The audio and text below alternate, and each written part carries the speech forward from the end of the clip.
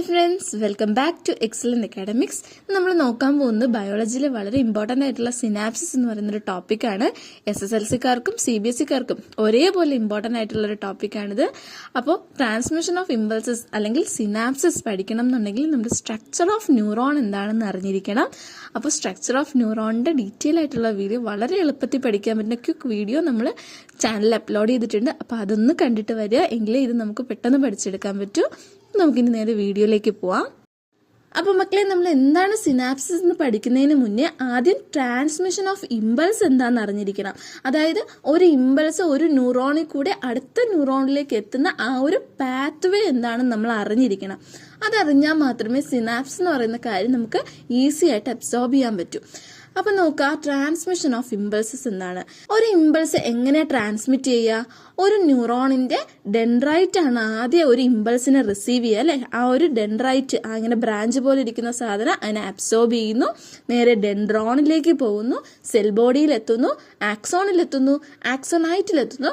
അവിടെ നിന്ന് നേരെ സിനാപ്റ്റിക് നോബിൽ വരെ ഇപ്പൊ നമ്മുടെ മെസ്സേജ് എത്തിയിരിക്കുകയാണ്.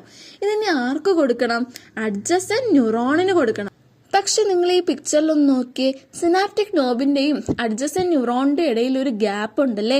ഗ്യാപ്പ് ഇല്ലാണ്ടിരുന്നു എന്നുണ്ടെങ്കിൽ അവർ ചേർന്നാണ് ഇരുന്നെന്നുണ്ടെങ്കിൽ നമുക്ക് എന്ത് ചെയ്യാം? സുഖമായിട്ട് ഈ സിനാപ്റ്റിക് നോബിൽ നിന്ന് മെസ്സേജുകൾ അല്ലെങ്കിൽ ഇമ്പൾസ്, ഇലക്ട്രിക് ഇമ്പൾസ് എന്ത് ചെയ്തോളും? അതിന്റെ ഡെൻഡ്രൈറ്റിലേക്ക്, ആ ബ്രാഞ്ച് പോലുള്ള സ്ട്രക്ചറിലേക്ക് പൊക്കോളും. പക്ഷെ അവിടെ ഒരു ഗ്യാപ്പ് ഉണ്ട്. അങ്ങനെ ഗ്യാപ്പ് ഉള്ള സമയത്ത് നമ്മുടെ ഈ ഇലക്ട്രിക് ഇമ്പൾസ് അതിനോട്ട് പാസ് ചെയ്യാൻ പറ്റുമോ മക്കളെ? ഇല്ല, പറ്റില്ല. അപ്പൊ എന്ത് ചെയ്യും? നമ്മുടെ ഈ സിനാപ്റ്റിക് നോബിൽ, ഈ മെസ്സേജ് ഇപ്പൊ സിനാപ്റ്റിക് നോബിൽ ഇരിക്കുകയാണ്, ആ സിനാപ്റ്റിക് നോബിൽ നിന്ന് ഒരു കെമിക്കൽ സബ്സ്റ്റൻസ് ആ ഒരു ഗ്യാപ്പിലേക്ക്, അവർക്ക് രണ്ടുപേർക്കും ഇടയിലുള്ള ഗ്യാപ്പിലേക്ക് റിലീസ് ചെയ്യും. അതിന് പറയുന്ന പേരാണ് ന്യൂറോ ട്രാൻസ്മിറ്റേഴ്സ്. അപ്പൊ ഈ ന്യൂറോ ട്രാൻസ്മിറ്റേഴ്സ് എവിടെയൊക്കെയാണ് റിലീസ് ചെയ്യുന്നത്? നമ്മുടെ സിനാപ്റ്റിക് നോബിന്റെയും ഡെൻഡ്രൈറ്റിന്റെയും ഇടയ്ക്കുള്ള ആ ഗ്യാപ്പിലാണ്. ആ ഗ്യാപ്പിന് പറയുന്ന പേരാണ് സിനാപ്റ്റിക് ക്ലെഫ്റ്റ്. ഈ സിനാപ്റ്റിക് ക്ലെഫ്റ്റിലേക്കാണ് എന്ത് ചെയ്യുന്നത്? ഈ ന്യൂറോ ട്രാൻസ്മിറ്റേഴ്സ് റിലീസ് ചെയ്യുന്നത്. അങ്ങനെ ഈ ന്യൂറോ ട്രാൻസ്മിറ്റേഴ്സ് റിലീസ് ചെയ്താൽ ഇവരെന്ത് ചെയ്യുമെന്ന് അറിയാമോ? അഡ്ജസൻ്റ് ആയിട്ട് കാണപ്പെടുന്ന ന്യൂറോണിന്റെ ഡെൻഡ്രൈറ്റുകളില്ലേ, ആ ബ്രാഞ്ച് ലൈക്ക് സ്ട്രക്ചറില്ലേ, അതിനെ പോയിട്ട് അങ്ങ് സ്റ്റിമുലേറ്റ് ചെയ്യും. അപ്പം എന്ത് ചെയ്യും? അങ്ങനെ സ്റ്റിമുലേറ്റ് ചെയ്യുന്നതിൻ്റെ റിസൾട്ടായിട്ട് പുതിയൊരു ഇമ്പൾസ് അവിടെ ജനറേറ്റ് ചെയ്യും. ക്ലിയർ ആയോ? അതായത് നമ്മുടെ പഴയ ന്യൂറോൺ, അതിനെ പറയുന്ന പേരാണ് പ്രീ സിനാപ്റ്റിക് ന്യൂറോൺ എന്ന് പറയും. ആ പ്രീ സിനാപ്റ്റിക് ന്യൂറോണിൽ നിന്നായിരുന്നു നമ്മുടെ മെസ്സേജുകൾ വന്നുകൊണ്ടിരുന്നത്. ആ മെസ്സേജ് ഇപ്പോൾ എവിടെ എത്തി? ന്യൂറോ ട്രാൻസ്മിറ്റേഴ്സ് വഴി സിനാപ്റ്റിക് ക്ലെഫ്റ്റിൽ എത്തിയിരിക്കുകയാണ്. ഈ സിനാപ്റ്റിക് ക്ലെഫ്റ്റിനകത്ത് ആരുണ്ട്? നമ്മുടെ ഇമ്പൾസുകളുണ്ട്. അപ്പോൾ അവിടുത്തെ ആ കെമിക്കലായ ന്യൂറോ ട്രാൻസ്മിറ്റേഴ്സ് പോയിട്ട് എന്ത് ചെയ്യുന്നു? നമ്മുടെ ഡെൻഡ്രൈറ്റുകളെ പോയിട്ട് സ്റ്റിമുലേറ്റ് ചെയ്ത് കൊടുക്കുന്നു.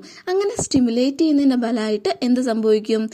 പുതിയൊരു ഇമ്പൾസ്, ഇത് പഴയ ഇമ്പൾസ് ആണ്, അതേ അളവിനുള്ള എന്ത് ചെയ്യും? പുതിയൊരു ഇമ്പൾസ് അവിടെ ജനറേറ്റ് ചെയ്യുന്നു.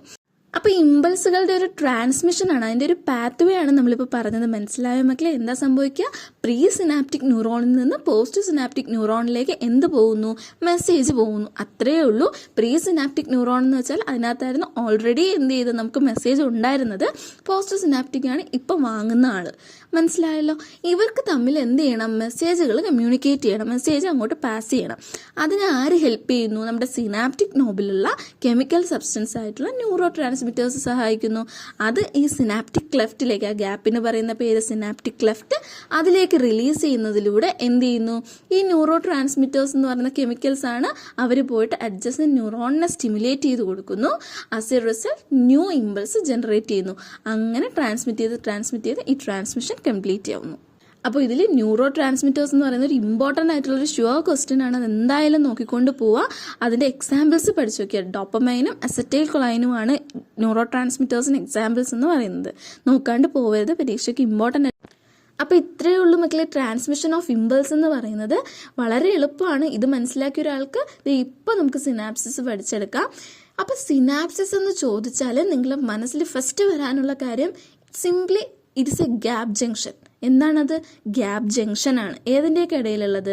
നമ്മൾക്കറിയാം, എന്താ? സിനാപ്റ്റിക് നോബിൽ നിന്ന് ഡെൻഡ്രൈറ്റുകളിലേക്കാണ് പോകുക. അപ്പം അതിൻ്റെ ഇടയിലുള്ള ഗ്യാപ്പ് ജംഗ്ഷൻ ഇല്ലേ? ഇവിടെ 3 ആൾക്കാർക്ക് തമ്മിലാണ് ഗ്യാപ്പ് ജംഗ്ഷൻ കാണുന്നത്. ഒന്നെങ്കിൽ നമ്മൾ നേരത്തെ പറഞ്ഞ പോലെ 2 ന്യൂറോണുകൾക്കിടയിൽ, ഇല്ലാന്നുണ്ടെങ്കിൽ ഒരു ന്യൂറോണിനും മസിൽ സെൽസിനും ഇടയിൽ, എന്തിനാ മക്കളെ മസിൽ സെൽസിന്റെ ഇടയിൽ നമ്മൾ നേരത്തെ ഒരു എക്സാമ്പിൾ പറഞ്ഞു, നമ്മുടെ കൈ ഒരു ചൂടുള്ള സാധനത്തിൽ കയറിക്കൊണ്ട് പൊള്ളിയ സാധനത്തിൽ നമ്മൾ അവിടെ വെച്ചോണ്ടിരിക്കുമോ? ഇല്ല, നമ്മളെ ബ്രെയിൻ അല്ലെങ്കിൽ നമ്മുടെ സ്പൈനൽ കോഡ് പറയും എന്ത്, കൈ വിഡ്രോവൽ ചെയ്യുക, കൈ എടുത്ത് മാറ്റുക എന്ന് പറയും. അങ്ങനെ കൈയെടുത്ത് മാറ്റണമെന്നുണ്ടെങ്കിൽ അവിടേക്ക് ഇമ്പൾസ് വരണ്ടേ, ആ മസിൽ സെൽസിന് ഇമ്പൾസ് കൊടുക്കണ്ടേ. അപ്പോൾ അവിടുത്തെ ന്യൂറോണും മസിൽ സെൽസും തമ്മിലുള്ള ഗ്യാപ് ജംഗ്ഷൻ. ക്ലിയർ? പിന്നെ ഒന്നും കൂടി ഉണ്ട്, ഗ്ലാൻഡുലാർ സെൽസും നമ്മുടെ ന്യൂറോണും തമ്മിലുള്ള ഗ്യാപ് ജംഗ്ഷൻ. എന്താ ഗ്ലാൻഡുലാർ സെൽസ് എന്ന് വെച്ചാൽ നമ്മുടെ ഇന്റേണൽ ഓർഗൻസിനെ ലൈൻ ചെയ്തിരിക്കുന്ന സെല്ലുകളെയാണ് ഗ്ലാൻഡുലാർ സെൽസ് എന്ന് പറയാം. അപ്പോൾ നമ്മുടെ ശരീരത്തിനകത്തുള്ള എല്ലാ പ്രവർത്തനങ്ങളും നടക്കണം, അല്ലെങ്കിൽ ഫങ്ഷൻസ് നടക്കണം. അതിന് വേണ്ടിയിട്ട് അവിടെയും ഇമ്പൾസ് എത്തണം. സോ ആ ന്യൂറോണിന്റെയും ഗ്ലാൻഡുലാർ സെൽസിന്റെ ഇടയിലുള്ള ഗ്യാപ് ജംഗ്ഷൻ. ക്ലിയർ അല്ലേടാ? അപ്പൊ ഈ പറഞ്ഞ 3 കാര്യങ്ങൾക്കും ഇടയിലുള്ള ഗ്യാപ് ജംഗ്ഷനെയാണ് എന്ത് പറയുന്നത്, സിനാപ്സ് എന്ന് പറയുന്നത്. എളുപ്പമല്ലേ? ഭയങ്കര എളുപ്പമല്ലേ? ഇനി പരീക്ഷയ്ക്ക് ചോദിച്ചു കണ്ടിട്ടുള്ള കാര്യമാണ്, എന്തിനാണ് ഈ സിനാപ്സ്, എന്തിനു വേണ്ടിയിട്ടാണ് ഈ സിനാപ്സ് എന്ന് പറയുന്നത്? എന്തിനു വേണ്ടിയിട്ടായിരിക്കും? ഇമ്പൾസുകളെ സ്പീഡായിട്ട് ഇങ്ങനെ പാസ് ചെയ്ത് വിടാൻ അല്ലേ? ഒരു സിനാപ്റ്റിക് നോബിൽ നിന്ന് അടുത്ത ഡെൻഡ്രൈറ്റിലേക്ക്, അത് അവിടെ നിന്ന് ട്രാവൽ ചെയ്ത് അടുത്ത സിനാപ്റ്റിക് നോബ് എത്തുമ്പോൾ അവിടെ നിന്ന് അടുത്ത ഡെൻഡ്രൈറ്റ്, അങ്ങനെ ഒന്നിൽ നിന്ന് ഒന്നിലേക്ക് ഇങ്ങനെ സ്പീഡോടുകൂടി നമുക്ക് പെട്ടെന്നൊരു കാര്യം ചെയ്യണം അല്ലേ? നമ്മൾക്ക് മറ്റേ കൈ പൊള്ളുമ്പോൾ കൈ അവിടെ ഇരുന്ന് പൊള്ളി കരിഞ്ഞു പോയിട്ട് എടുത്ത് മാറ്റിയിട്ട് കാര്യമുണ്ടോ? ഇല്ല, പെട്ടെന്ന് മാറ്റണം അല്ലേ?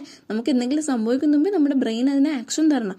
അപ്പോൾ അത്രയും സ്പീഡായിട്ട് ഇമ്പൾസുകളെ ട്രാൻസ്മിറ്റ് ചെയ്യാനാണ് ആരുള്ളത്?